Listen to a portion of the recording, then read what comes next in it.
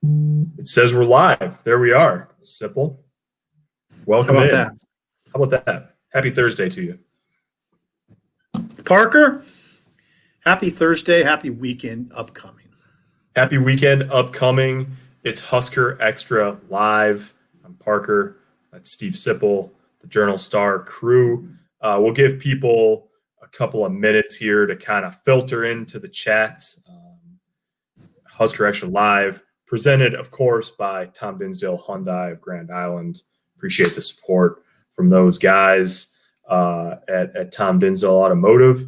Sipple, as we let the folks trickle in. Good evening, Dan. How are you? Your column today I thought was an interesting one because it was about why this feels like a big game. And it's your Friday column. It'll be in the paper tomorrow. It's on the internet. We have a website. It's journalstar.com if you haven't seen it before. The internet. We put our stories on the internet now, too, in addition to them being in a print paper. All right, Parker. Jamie says, GBR, what's up, guys? John, hello. It does. It sort of feels like that, doesn't it? Can you just maybe explain why it has the feeling of a game that matters? It does to me. I mean, they kind of all do, but this one, because they have some semblance of momentum right now, I think. Sure. And I think people are really, really interested and searching for signs of progress. And you know what? You've sort of seen it. There was this massive setback against Illinois, right, Parker? Yes.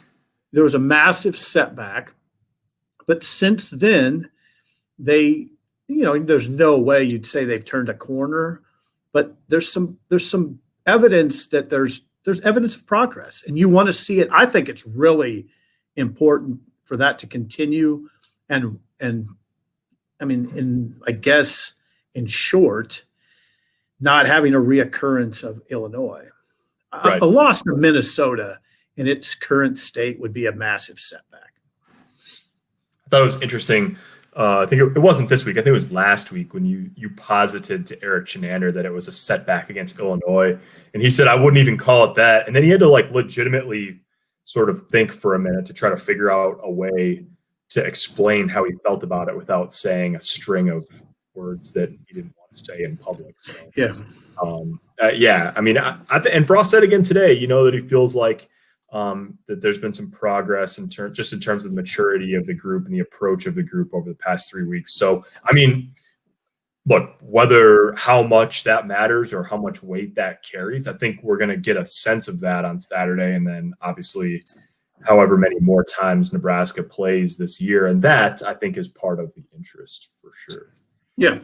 Carl said, hey, Kat, how are you doing? Carl says, hey, fellas, listening from Green Bay. What's up? Nice. Cool.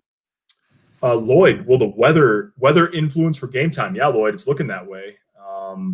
It looks like it's going to start snowing tomorrow late in the day and could still be snowing on Saturday morning. So, I mean, I wish it was one of those things where people had to, alter their travel plans or consider the weather for their travel plans to come to the game. Obviously, with no fans, it only matters so much. But yeah, it looks like it's going to be a cold weather game. We'll see on that. You never know with the weather. Every time there's forecasted to be bad weather, Sipple refuses to believe it. And then he's right 80% of the time.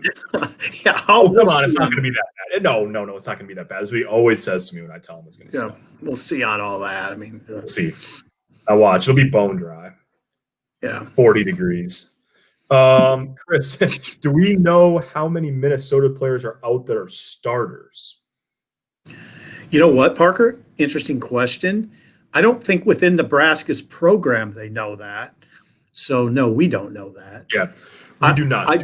Mike Schaefer of 24/7 Sports said on the radio today that the person who covers Minnesota for 24/7 Sports said they're down 30 scholarship players. Jeez. Yeah. But I think that. So the way that PJ Fleck made it sound this week on his radio show, if you're talking about the total number of players that they're short, I mean, that includes like Rashad Bateman, for example, who opted out last week. And they actually had a few guys, I can't remember how many, 3 or 4 that opted out like right before the season started too.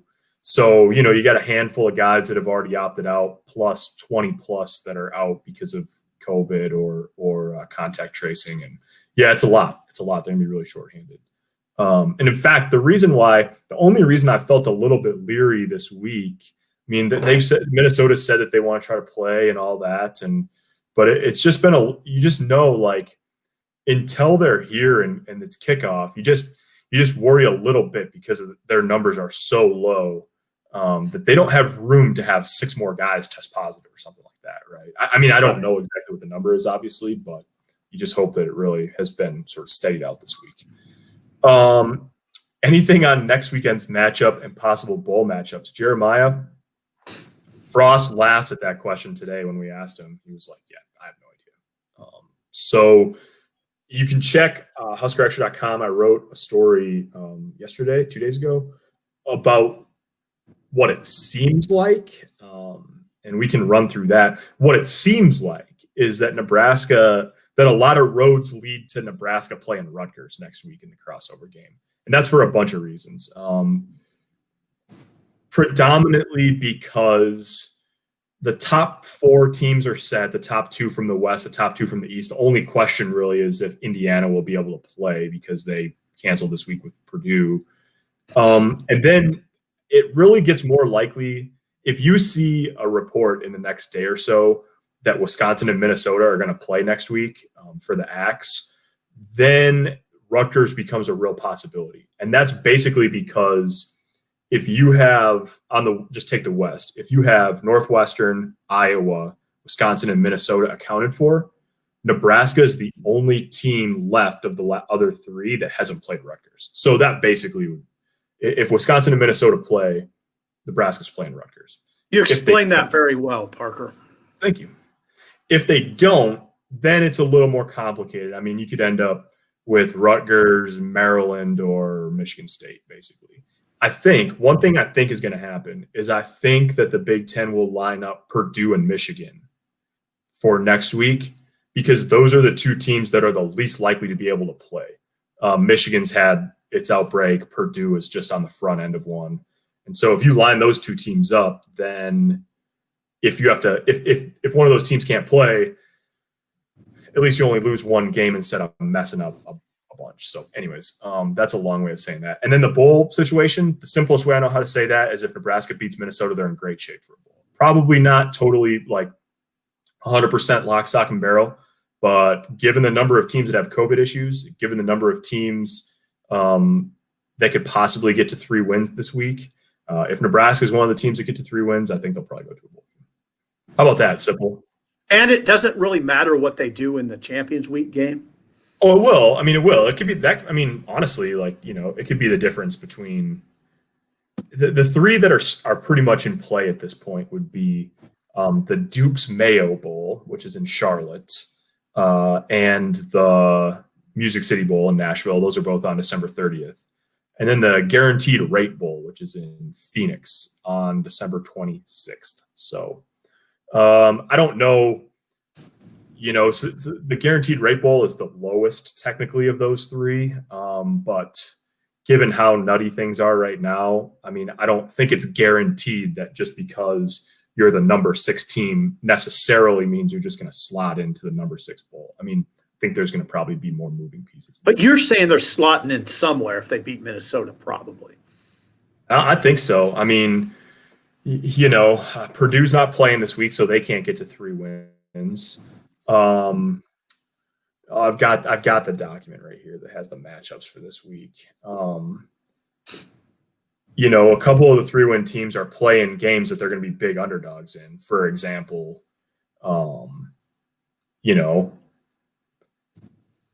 Illinois, for example, is playing Northwestern, right? So you're an underdog in that game if you're Illinois, so they may not get to 3 wins. And then Michigan's not playing, so they can't get to 3. Purdue's not playing, they can't get to 3. So there's 3 games that pit all 2-win teams against each other. Minnesota, Nebraska, Rutgers and Maryland, Penn State and Michigan State. So the winners of those 3 games are going to be looking pretty good, at least for. Okay. Thank you, Parker. Yeah, Parker, we could be I mean, we're looking maybe, and you always in this climate live day to day, but Nebraska has a decent shot of having 3 more games. Yep. So Be kind of fun. Yeah. If they play 9 games this year, you'd have to just consider that a resounding success. Michael says if we won 3 non-con games, we'd be fighting for a bowl right now. Michael, they are fighting for a bowl right now, as we just sort of outlined. Also, 3 non-con wins this year would have been no guarantee because Cincinnati's really good. Yeah. Like number 7 in the country good. Yeah, I think they dropped to 8. They dropped to 8. Yeah. And they don't get to play this week because Tulsa canceled. If Nebraska gets back to where we were in the 90s, do we get some breaks that OSU gets? Yes. Yes, you do. I mean, when you're that good, you get breaks.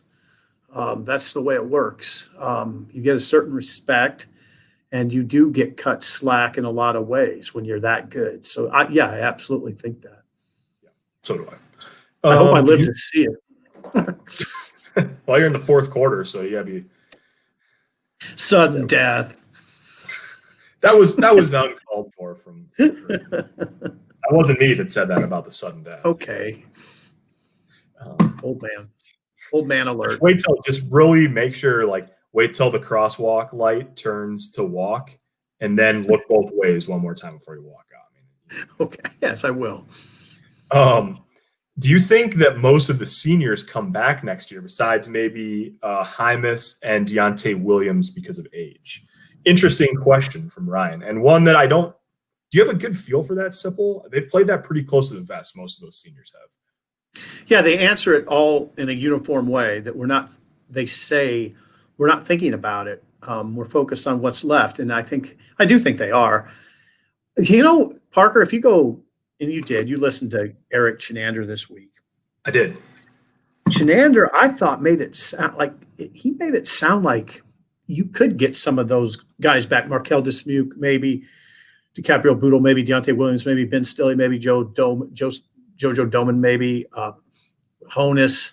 There's a lot of them. And when you start naming them off, right? If you lose them all, that's tough. I mean, those guys, a lot of those guys are playing really good football right now. Yeah. I don't have a feel for who would come back. Like Colin Miller, for instance, said, I'm 23. I might want to start making money, be it in the NFL or just in the workforce. I know when I was 23, I was not interested in not making money. I mean, I wanted to make money at age 23. So I don't know. It's hard, Parker, to throw a blanket over that. Everybody's situation's a little different. Yeah. I think that's right. I mean, there's people in different situations, like Deontay Williams, he's 24 because he's already, he redshirted and went to the junior college and all that. So he's already, he's 24. I think he has a young son. And so, there's everyone's situation's a little different. And he could decide to come back, he could say, hey, I think one more healthy year, 2 straight healthy years will really help me out. And the other thing is, the NFL, of course, they like young players and they like upside and all of that. But the NFL is going to think at least marginally differently about players because everybody in the country for the next several years will have had this opportunity to play that extra year. So it's going to be different for everyone. I talked to someone who would have a good idea, at least, who said that they thought that, Doman was 50-50 probably, that it definitely was a possibility to come back. If you get a good draft grade, some of those guys, Doman and Hymus, have been invited to the Shrine Bowl, which is sort of a signal, at least, that obviously they're on the radar screen. All those guys are going to have decisions to make. I thought it was interesting. Eric Chenander was really adamant that he would be really happy to get any of them back, all of them, any of them. So, and I think, you can see why too. How many times have we heard Frost say, Sipple, that the goal in the Big Ten is to get old and stay old? And getting a handful of those guys back next year would help Nebraska get old. It's another year of young guys advancing up and developing and having some of those guys still there on the older end of it. So It'll be an interesting conversation to watch unfold. When will they announce the bowl game before December 19th? Right now, Jack, no, probably not, because they've pushed the college football playoff selection show back to the 20th to accommodate all of the conference championship games that are happening on the 19th. So, for example, we won't know if Indiana is going to play in a New Year's Six bowl until the 20th. I mean, if they win, if they play next weekend and get to 7-1, you like their chances, obviously. But no, we won't know until the 20th how solid those things are. Now, you might have a good idea, but they won't be. A lot of them won't be announced until after next weekend. Jamie, thanks for the shout out there. Appreciate it. Carl says, I've seen progress every week except for the Illinois game, and I believe this is going to be a great weekend for the program. Well, yeah, I mean, I would say Illinois was kind of the one time where they let down this year. You wouldn't say that against Ohio State, a little bit against Northwestern, I thought, but not bad. So yeah, I think that's a lot of what we're looking for this weekend to see if that was a kind of a blip. I don't know. I mean, that's like I said, they have a little bit of momentum right now because they did play pretty well against Iowa, and then they jumped out to a big lead against Purdue and closed the door. So I don't know. I'm very interested to see how they play this game. Adam says, who would be a good opponent if Nebraska got invited to a bowl? Adam, how about, I've told you the dream scenario, Sipple. Nebraska and Texas in the Guaranteed Rate Bowl in Phoenix. Oh, that'd be fun. I mean, a lot of the big it would be fun to play Kansas State, but Texas would be the best. Oklahoma State. Yeah, that would be fun for sure. The Guaranteed Rate Bowl, you're playing a Big 12 team. The Duke's Mayo Bowl, you're playing an ACC team, and the Music City Bowl, you're playing an SEC team. I would think any of the three you'd get a good opponent, and it would be interesting. That's another reason this game is interesting, by the way. I mean, it's because they're essentially playing for a bowl game. Yeah. And there's just a lot of reasons I'm interested in this game. There's a lot of, and we don't need to go too far down this rabbit hole, but I saw this today and I thought it was interesting because it's sort of opposite of where Nebraska's at this point. Like Jeff Hafley at Boston College, really good coach, has that program, probably trending upward. And they announced today that they're going to opt out of playing in a bowl game, that they won't accept an invite even if they get one. And one of their captains told the team, hey guys, it's the vote happened and the results are that we're not going to a bowl game. We're going home to see our families. And he said Hafley said the locker room erupted in cheers. He just said, we've been doing this since June. We've been at it a long time, and the guys are really worn down, and they're ready to, be home basically. So, everybody has their own decision to make on that front. It won't be Boston College if Nebraska ends up in Charlotte playing an ACC team. But yeah, it's a sort of it's an odd time all the way around. Since the Big Ten is changing the rules, any chance there'll be fans allowed for remaining games? Nope. Probably not. And is Indy allowing fans? No, not that I'm aware of. I don't want to say it like I know, but it would just be, that's something I would. Now, first of all, we don't need to get into this, but I think it's a little strange that nobody's allowed. Well, they do allow fans. I mean, they are allowing allowing families, which is what most places are. That's a good move. But no, I would be shocked if they allow fans. Yeah, I don't think so either. Real football weather, yeah, John, for real. Well, we'll see. Sipple's skeptical, but we'll see if it's. Yeah, hold off on all that talk. The big snow that's coming. Yeah. Oh, Patty. Yes, there are so many comments in here we get behind, but Patty brought up Boston College saying no to a bowl game. So LSU said no too as part of their self-imposed punishment. Yeah, come on, what a joke! What a joke!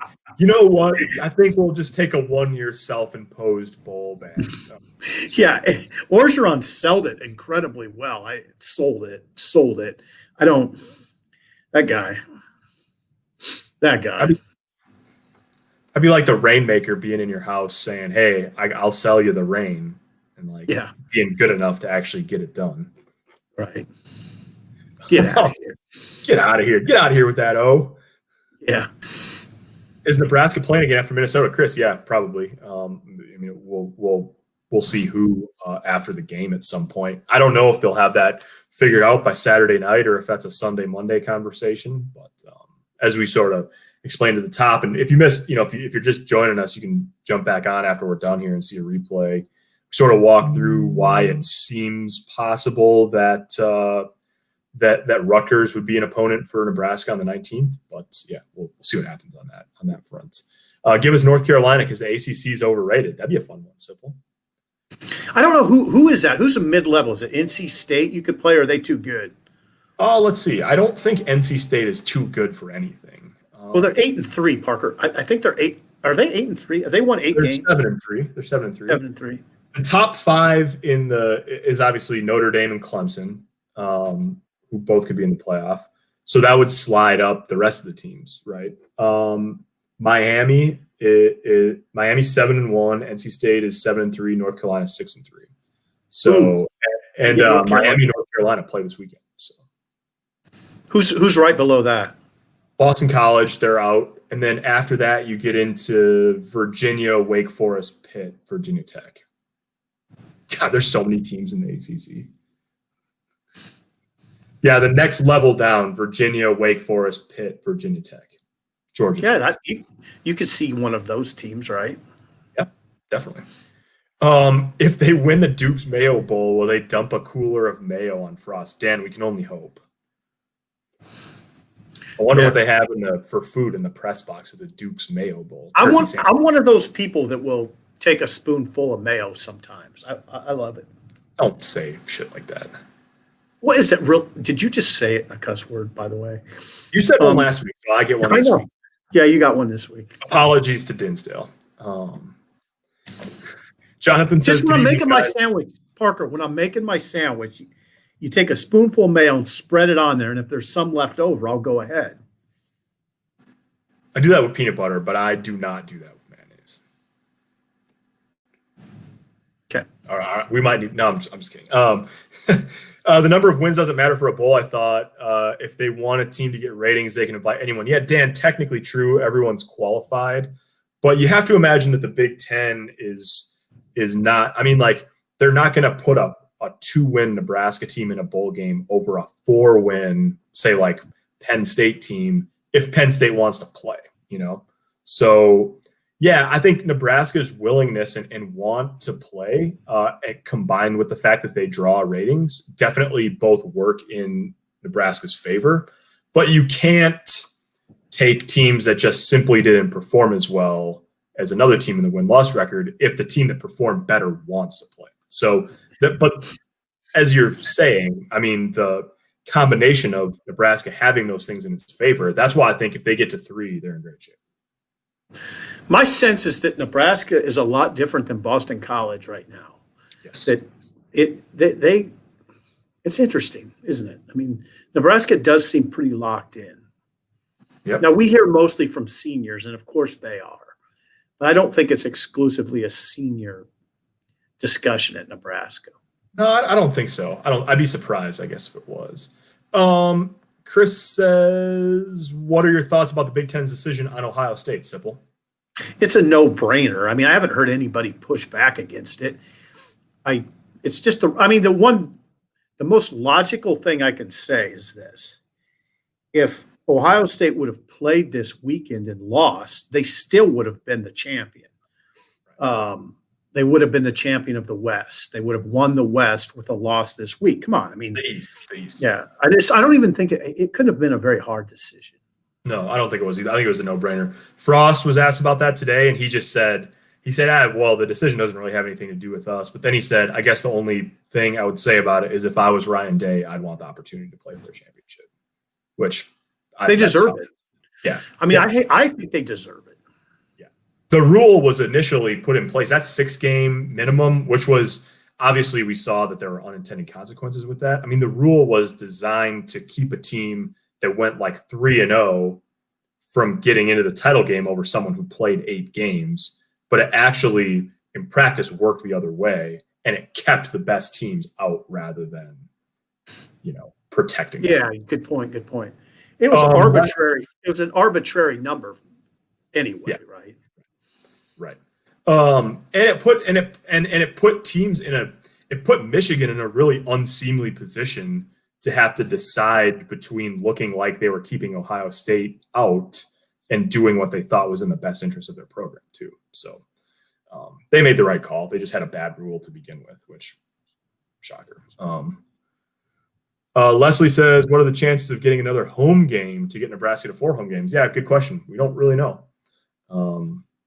You would think, Nebraska, this will be only home game number 3 this weekend. There's definitely teams out there that have played 4 or will have played 4 after this weekend, but I don't know if that's going to be the deciding factor for the conference or not in terms of figuring out where to play the games next weekend. Can Nebraska handle being a favorite in a football game? Henry says, good question. Well, we don't know. They didn't handle it. They didn't handle it against Illinois. We've been over that. I'd like to think they can. I think there's some there's things that are there's things that are practical in this discussion, not just opinion. They're getting good quarterback play. At least they have the last 2 games. Their defense has played well against the run. That'll be critical. The first thing I'll look at when I get to the press box on Saturday is if Mo Ibrahim is on the field warming up. I would probably look after that to see if Tanner Morgan is warming up, and then go from there. He talked to reporters this week. Morgan did. So you would think that means he's in, but yeah. Mo Ibrahim has rushed for 817 yards in 5 games. That's all. That pretty much speaks for itself, right? Yep, it does. John asks, what happens if Northwestern loses to Illinois? Is the championship game on the line? No, John, Northwestern has clinched because they are a game ahead of Iowa and they beat Iowa head-to-head. So even if Iowa were to lose or even if Northwestern were to lose and Iowa beats Wisconsin, they'd have the same record and Northwestern beat Iowa earlier this year. So the title game is set for the 19th. It's Ohio State and Northwestern. Do you think culture has really changed that much since Frost took over? Seems like they don't have the fire that guys like Wistrom, the Peter brothers and such. Do you think that maybe that'll build with more wins? I don't know that they'll ever have that fire like they did before. I don't. The world's changed is why I say that. Yeah. Frost himself said that you couldn't lead like Peter and Wistrom did in this day and age. So I don't know if it would look exactly the same. Oh, hey, listen, I don't leave out the possibility that Nebraska could have a culture like an Alabama type culture. I don't know why you would rule that out. They're a long way away from that, but I'll tell you what, I think the culture looks better to me right now than it has in a while. That's my sense anyway. You don't really know. That's why Saturdays are important, right, Parker? Yeah. It's easiest to gauge that stuff on game days. So you'll get a good idea about it on Saturday. Larry asked, do you think this could be a blowout? Well, Larry, it's funny you asked that. I actually, when Nebraska went up 17-0 on Purdue, I almost put up a poll on my Twitter account. I was going to survey Husker fans and see if they thought that was going to be – it was just going to be blowout or close game when it went to 17-0. There's been a couple times where it's felt like, Penn State was the same way. Felt like that was going to be a runaway train. It didn't work out that way. Same with Purdue. Maybe a little less tenuous against Purdue, but not much. It got down to 7. So, could it be? Sure, it could be, especially with the way Minnesota's numbers are. But Nebraska hasn't shown that it's capable of blowing out a Big Ten team this year. So I'd be really surprised, even though Minnesota literally has the worst defense in the Big Ten.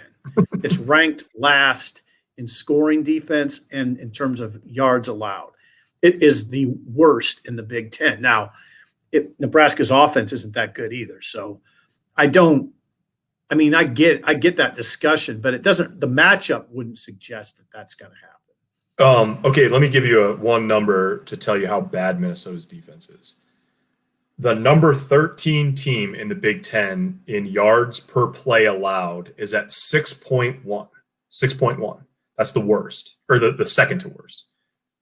Minnesota's at 7.4 yards allowed per play. Oh, God. 1.3 more yards per play allowed than anybody else in the league. The gap between 13 and Minnesota is almost as big as the gap between 2 and 13.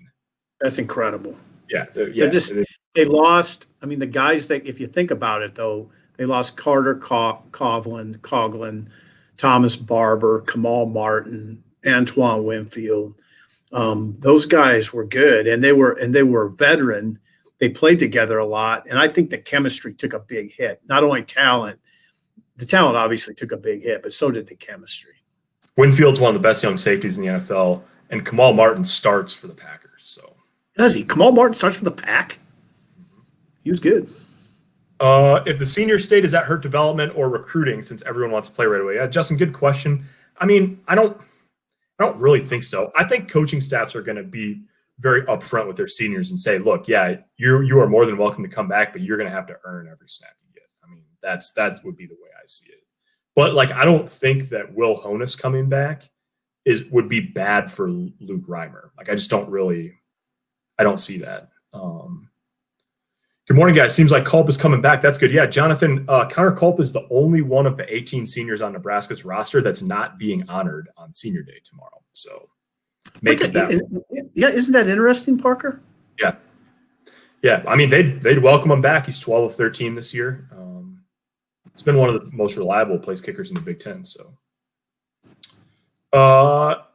let's see. NIL should kick in next year. Maybe that will influence seniors to come back. Yeah, Ron, good point there. I hadn't thought of that. That certainly could be an influence. You know, guys have a chance to make a little bit of money at least, probably starting in the spring sometime. You think Kobe Brett's redshirts? Larry, I'm sort of surprised anytime a freshman doesn't redshirt. You never know quite who are. I mean, sometimes, you know, like you had a pretty good idea Wando Robinson was going to redshirt. It'd be no surprise if, you know, Thomas Fidone didn't redshirt, but anybody else. Yeah, I think Brett's will redshirt. Now, the only caveat to that would be if they end up shorthanded in the secondary. But yeah, I would think that he would. Kobe Bretz is the incoming defensive back from Omaha West Side. How do we get better on the offensive line? Seems to be our Achilles heel. John, 3 young guys in the lineup this year. You'd think that would help next year. And it's a position that takes a long time to develop. Any surprises on signing day, Lloyd asks. Well, I mean, if I knew that, it wouldn't be a surprise on signing day. But I guess the thing I would say is there's potentially a couple guys that could announce on signing day that Nebraska will be involved with. One is Deontay Anderson, who's an outside linebacker from Fort Meade, Florida.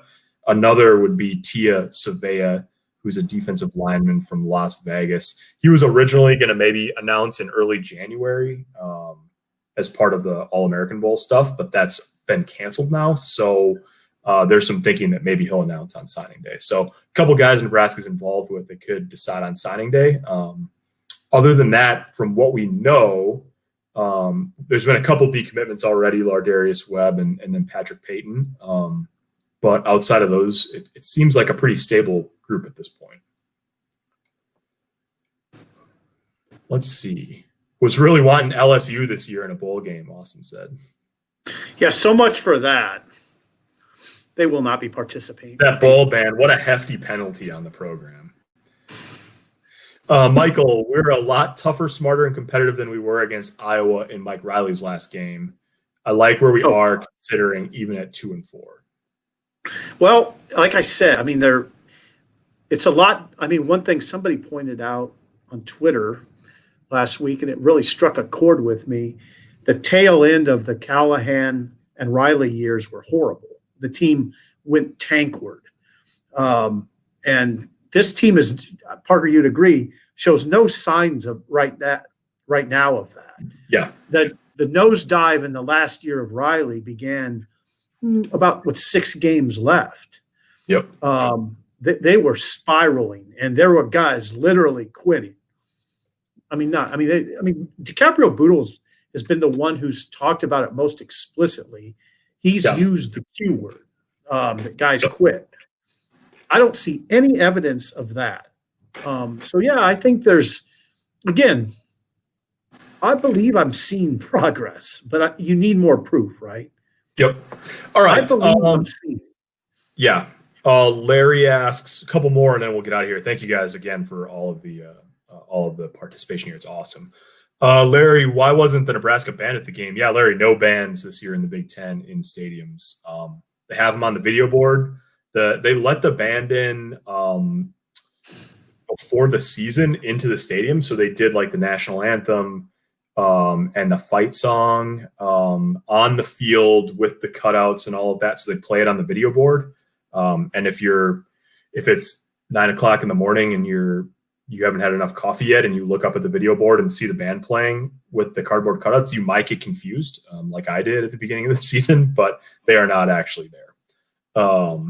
Dropping in late, Anthony says, chances Frost significantly changes his scheme to fit Big Ten competition.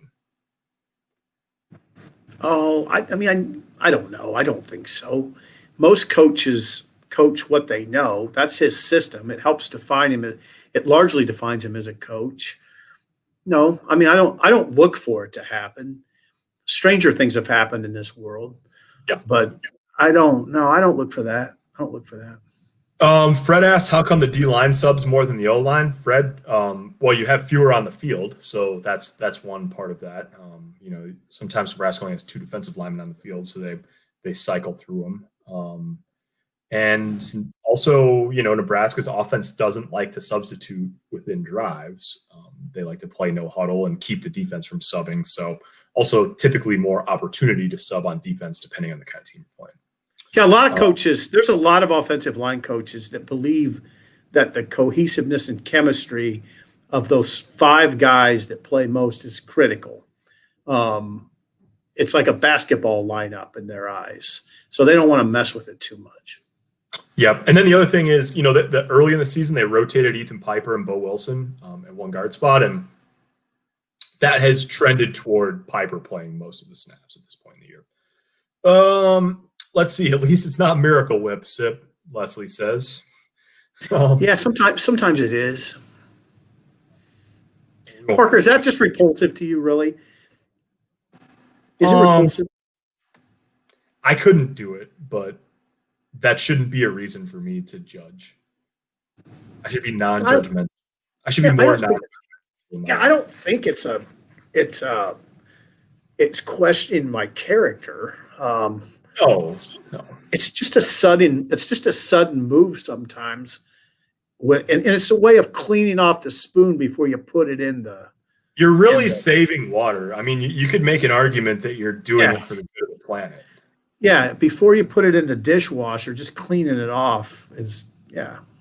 I think you're doing it because of your commitment to environmentalism, and for that, I commend you. Thank you. Too premature to talk about bowl games. Win next 2 weeks first. That's a fair way to look at it, Ron. Rodrigo, this is a good question. Hey guys, could you explain if the extra year of eligibility is only for seniors? Greetings from Chile. Rodrigo, it is not only for seniors, it's for every player on the roster. So whatever you are right this minute, this season, if you're a true sophomore or a redshirt junior or a true freshman or whatever, that's exactly where your clock will stand next year. So the easiest example is typically with the freshmen. Logan Smothers, if he wants it, he will have 5 years of eligibility beginning next year. So it's a freeze for everybody. Let's see. We'll get out of here, Sipple. Will Frost ever give up play calling? Ron, that was talked about this week. It's a collective effort to some degree with Matt Lubick, although I don't know. You saw, Paul Christ at Wisconsin has been a play caller his entire career, and he gave up those duties this year to Joe Rudolph. So I guess you would say never, but it doesn't seem likely. We'll end 2 more quick ones. Jonathan, did we not recruit Tuyodi's son, or did we? Depends on which one you're talking about. Tievis, who is signing with Nevada. I don't think Nebraska really recruited him much. But the younger one, Tatum, is a class of 2023 kid, young guy, just played his sophomore year. He's pretty good already. Plays for Lincoln Southeast. Picked up an offer from Ole Miss this week. He's got two more years of high school left. So he's a guy who, I mean, obviously Nebraska knows about him. His dad is a coach on the staff. So I think what's the older one's name? Tievis. I don't know if I'm pronouncing that exactly. Tievis. He's a lineman. He's going to Nevada. D lineman.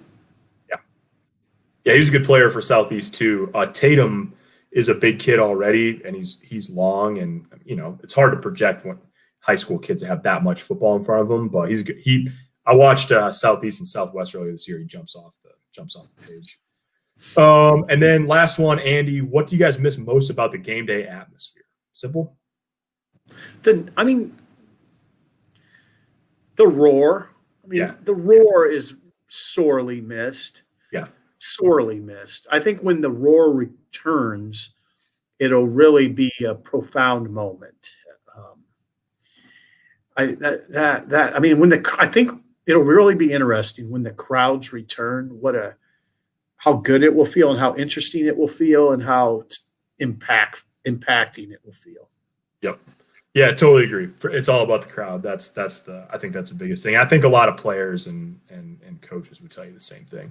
Oh God, come on. Yeah. I mean, those guys, a lot of them are performers, and they want to perform in front of people. And not all of them. I mean, but there are guys like that. And I mean, part of the whole experience is going to big stadiums and playing in front of thousands and thousands of people. Yep. I mean, that's a huge part of the equation. It is. And it's not there. Yeah. All right, we're calling it there. Thank you, everybody, for joining us. Another great show. We'll have Keys to the Game video up Saturday morning from Memorial Stadium. Then we'll be back live on video a few hours after the game on Saturday, Nebraska and Minnesota. It's at 11 a.m. It's on FS1 now, I believe. Thank you for watching. Thank you to Tom Dinsdale Hyundai of Grand Island for sponsoring this. For Sipple, I'm Parker. Thank you for watching.